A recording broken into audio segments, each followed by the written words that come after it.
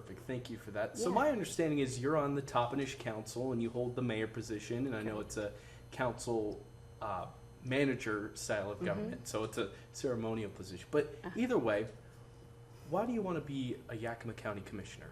Well, great question. Thank you for that. I decided to run for Yakima County Commissioner when I began to find out of some issues that were going on the county level that particularly impacted my district. And I feel like it really impacted most of the residents within the Yakima County that were considered low income. I started getting wind of issues that farmers were dealing with that were also impacting their businesses.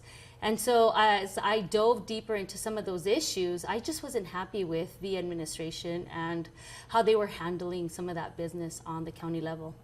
And so rather than just complaining, I decided to, put my name in there and run for county commissioner. Wanted to take action. What would you say are your top 3 priorities if you were to be elected? Well, the first one is to be helping with transparency and the administration of funds. There have been some issues with funding and administration of those funds. Millions of dollars have been returned back to the state that could have been used for example, rental assistance for low-income people, for seniors and even veterans. And so I'm just not okay with that. I think that's something that we have to be accountable on as a county. We have to be able to make sure that we are using the funding that is available to us at its greatest capacity rather than just making up excuses along the way. So that's one, but I'll ask you a question on that. How do you improve communication so that those dollars don't get wasted and get sent back to Olympia or DC?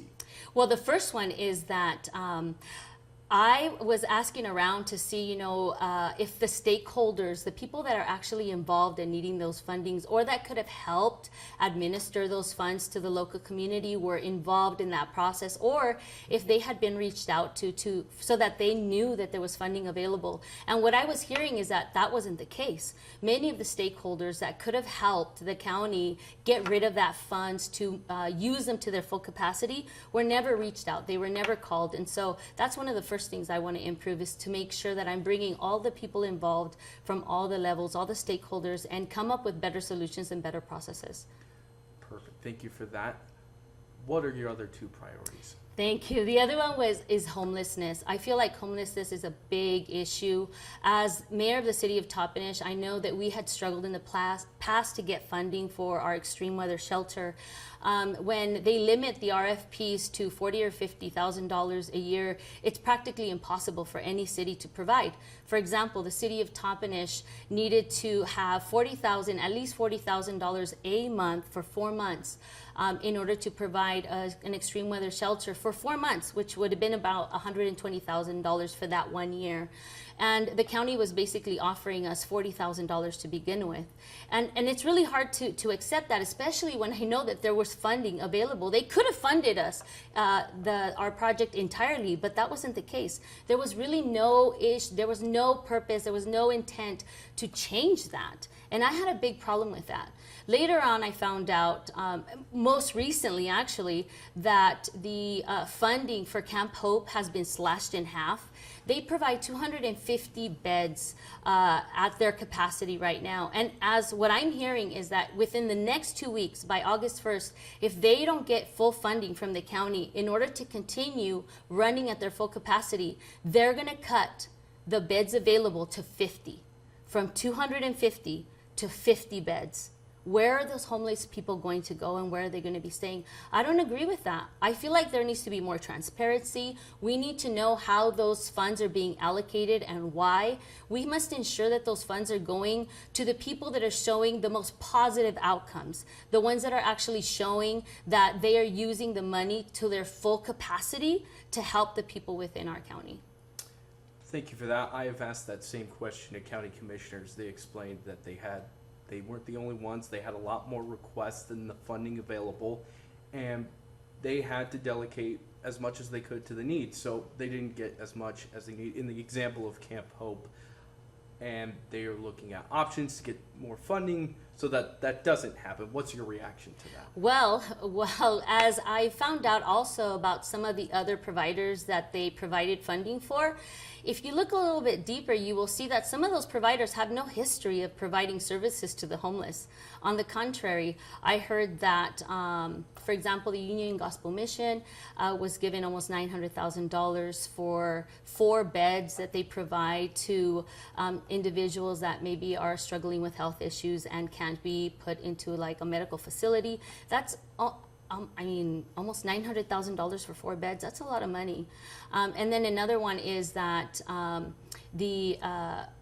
there's another provider that was provided $400,000 for over the 2 years to provide services in the Lower Valley, and yet that provider doesn't really have a history of providing services, and we don't really have any data on whether they can meet the needs of the homeless people in the Lower Valley. And so my question is this: how do you only provide half of the funding for an organization that has been extremely effective?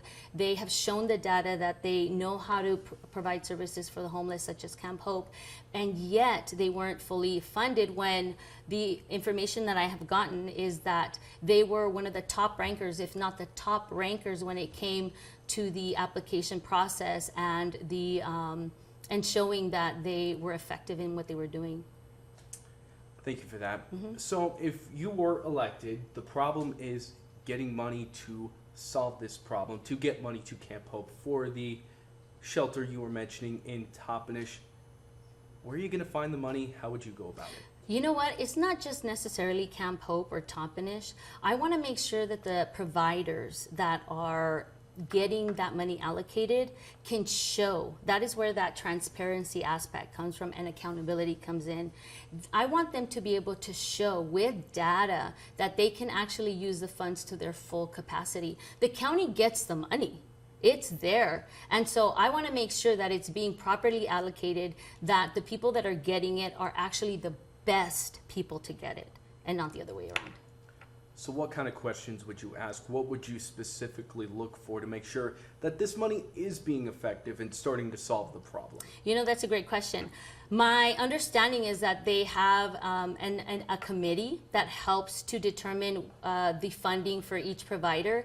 But from what I understood was that based on the ranking and the points that the providers were given, the top 1 provider that got the most points, for example, wasn't even considered. On the contrary, I believe it was Camp Hope, and that their funding was cut in half. So my question is, if they have a process already in place, why isn't it working? And if it needs to be changed or fixed, then let's do that, rather than having excuses and continuing to make the same mistakes over and over.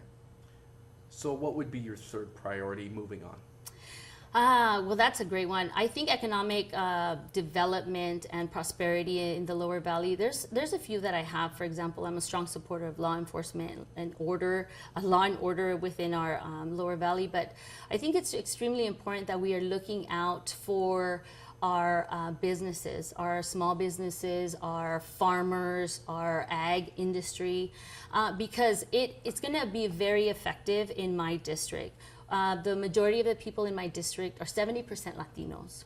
And many of those people are farm workers. And so it's important to me that the people that are providing work for the farm working community, for young adults that are coming back to the valley, for example, my son is a college student. He comes back to the valley to work here. His main source of income has been through the ag industry. So he goes to work in warehouses, he's driving Heister. There was a year where he was picking cherries, so they do all of that. And I'm thinking that it's impacting all of our kids, not only the young, but also the people that have been here for so long and established. And I want to make sure that I'm an advocate for the farmers, for the ag industry, to ensuring that their businesses can remain healthy. I want to ensure that the regulations that are being set in place are not so rigid that it's causing them to potentially go bankrupt. I want to share of one particular story or situation that I heard of.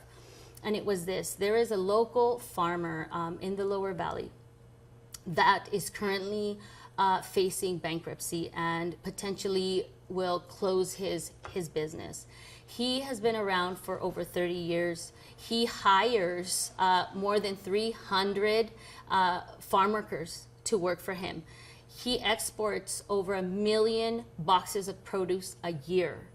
And right now, because of some of the laws, some of the regulations, some of the policies that have been passed, he is barely making ends meet.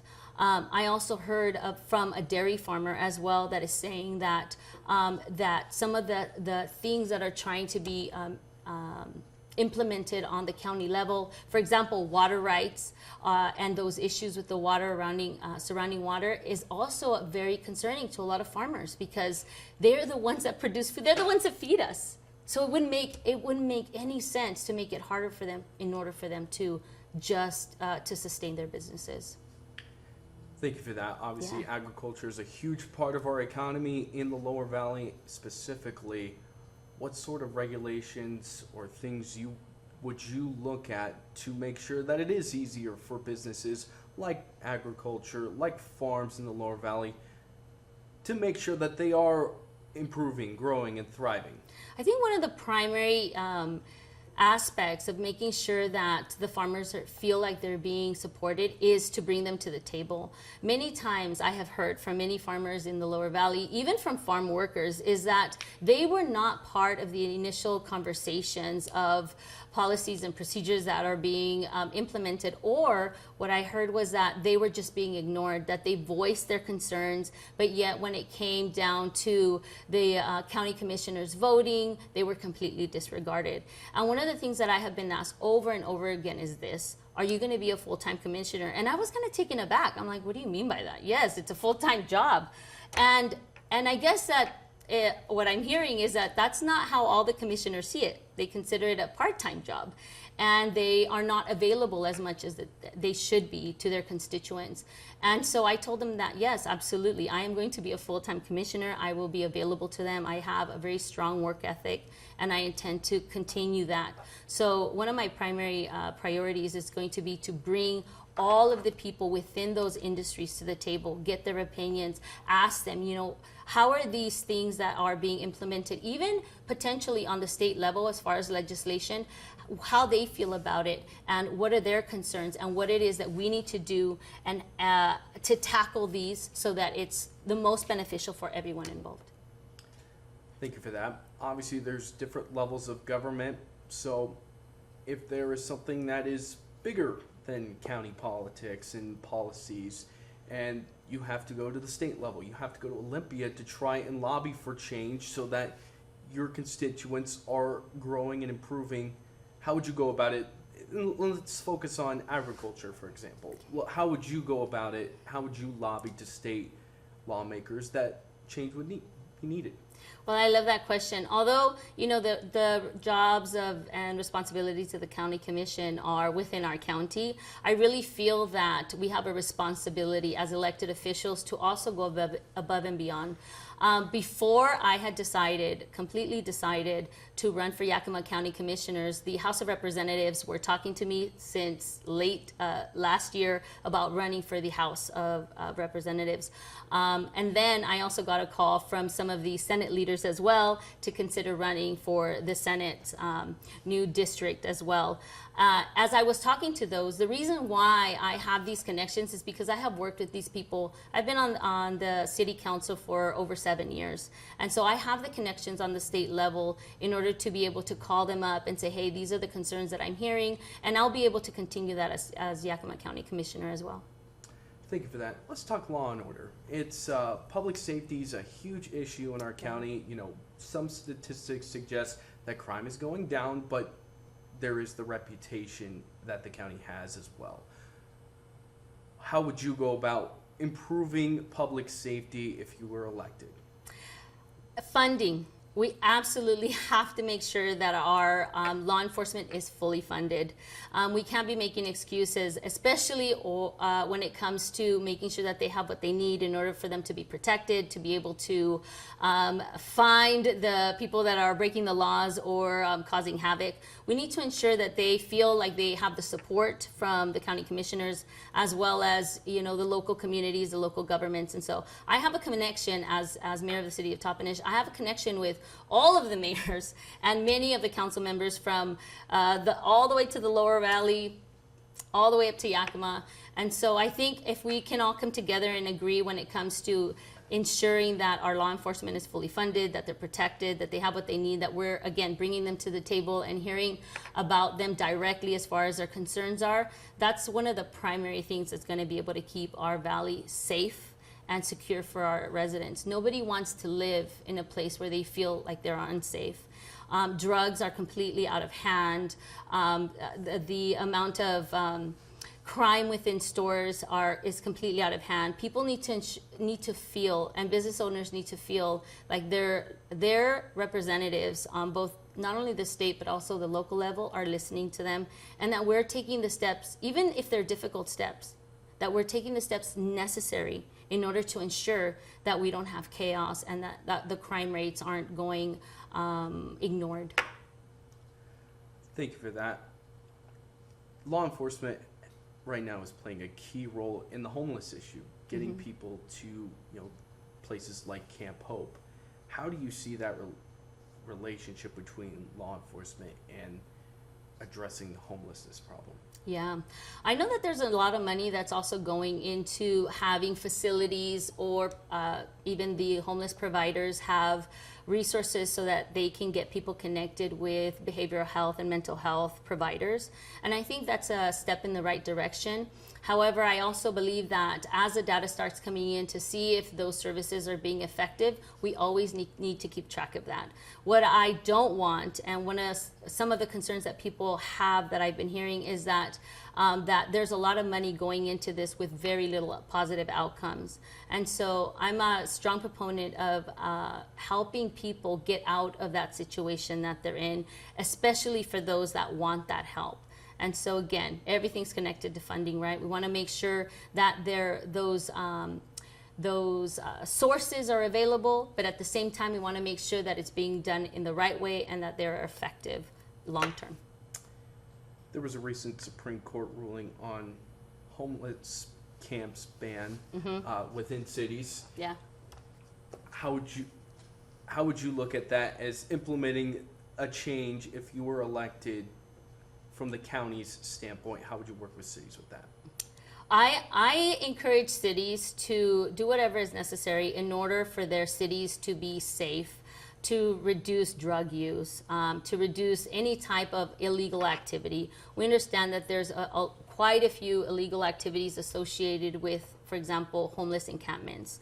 There is also the risk of public health issues. For example, they're not the sanitary issues, the needle sharing issues. So it puts people at risk. And I think that the easiest way to do that is to ensure that people can't just go and be building these encampments anywhere they want, city parks or empty lots, but that they understand that there are places for them to go. And if they choose to do that and get the help in order for them to get the help and also the shelter that they need in a safe environment is the most important, rather than then just letting them do whatever they want to do with no control of where it is that they're setting up shop, because it's a risk to the public as well. So you support cities implementing a camping ban on streets or public property? Absolutely. Let's transition, because public safety also includes the courts. There is a big attorney shortage here in the county. It is tough because there's funding needed for that, and the salaries are continuing to go up around the state to try and draw people to fill these positions. If an increase was brought to you if you were elected, and would you support that? You know what? That's a great question, and I feel like it's very relevant to something that we did in the city of Toppenish. When I ran for the council for the city of Toppenish, we had very little police officers. At the time, I think we had less than 4. And one of the primary issues that we were struggling with was retention of our police officers, because the amount of their compensation or their salary was also very low as well. But yet, as a council, we came together, we discussed it. We understood that we had to be competitive in order to retain our officers. And so we did give them a raise. We made sure that they had other benefits that were intriguing to them as well as police officers. And now we have practically a full force. And I think it's extremely important as well on the county level to ensure that we are competitive on a county level, that the cities are competitive as a whole. So yes, it's going to take some funding, and yes, it may require us to make some difficult decisions when it comes to their salary and their benefits, but I think it's extremely important. I would rather keep them here than having them go somewhere else, because that's going to ensure the safety and security of our communities. Would you feel the same way if it came at the expense of other departments in the county? Yes. Feel the same way? Absolutely. I think every department needs to be looked at. I think we need to see where that money is going. We need to look at the performance of every department, the department heads, every single employee. It's something that's done for myself with my current employer. I get a performance review every single year. If I wasn't performing at top notch, if I wasn't providing the services that I am required to provide, if I had returned even $100 from grant money that is being given to us to use for our local community, I probably wouldn't have a job. And the reality is then, my question is, why would the commissioners continue to have their job if their performance isn't top notch? I think that it's applicable to the commissioners, it's applicable to any elected official, again, accountability, right? And also to any employee on the county level.